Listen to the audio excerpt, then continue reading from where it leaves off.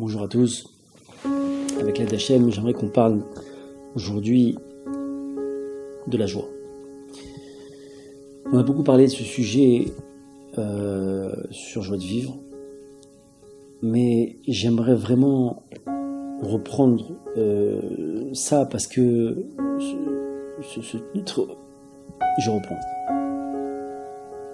Avec l'aide d'Hachem, bonjour à tous, avec l'aide d'Hachem, on va parler aujourd'hui de la simcha, de la joie. La joie, on en a parlé beaucoup sur Joie de vivre, mais je pense que c'est vraiment fondamental de revenir là-dessus en quelques mots. Sachez que la joie et la foi et la émouna, elles sont liées. Tout celui qui n'a pas la joie, ça veut dire qu'il n'a pas la foi. Sachez aussi que, et donc c'est pour ça que Yetzer Hara veut absolument nous attaquer sur la joie. C'est, et je le répète sans cesse, et je le répéterai sans cesse jusqu'à la fin de mes jours, la joie, c'est une chose qu'on doit absolument défendre jusqu'à comme la prunelle de nos yeux.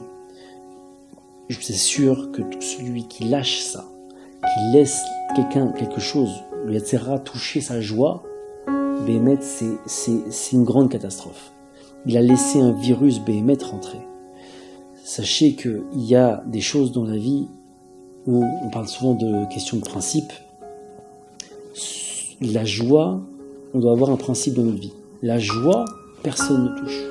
Personne ne touche. Parce que sachez une chose, celui qui est touché dans sa joie, entre guillemets, il rentre dans une spirale où, entre guillemets, Dieu préserve, c'est fini. Parce que sans joie, je peux plus prier. Sans joie, j'ai plus goût à la vie. Sans joie, je peux plus me battre. Sans joie, j'ai plus de volonté.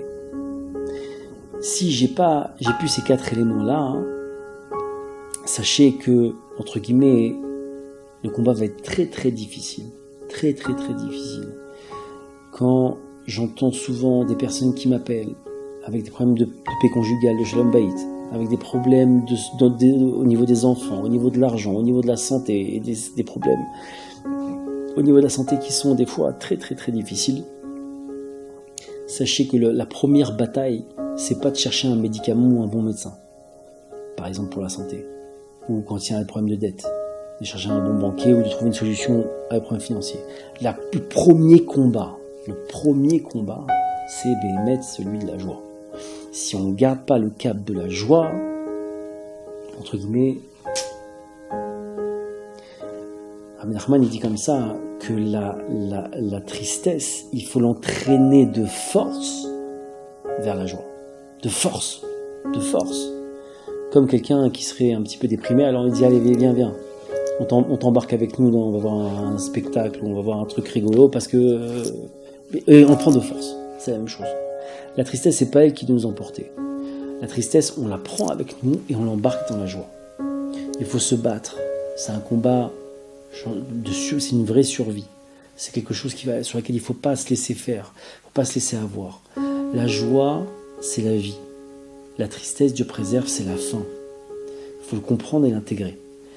Vouloir vivre et pas se laisser mourir, Dieu préserve. Et Yetzer Hara, il veut absolument, entre guillemets, nous faire la peau. Et nous faire la peau, c'est quoi? Nous amener dans la tristesse. Donc se battre tous les jours pour la joie, et vous verrez que avec la joie, je vais commencer à prier, je vais commencer à me battre, et Baruch Hashem, il y aura des délivrances.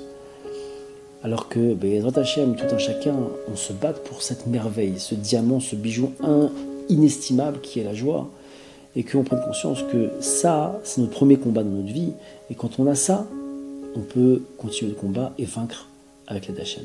Alors que tout un chacun, on ait cette force de battre le Yetzer Hara avec l'aide d'Hachem, de la tristesse, et l'amener de force dans la joie. Amen.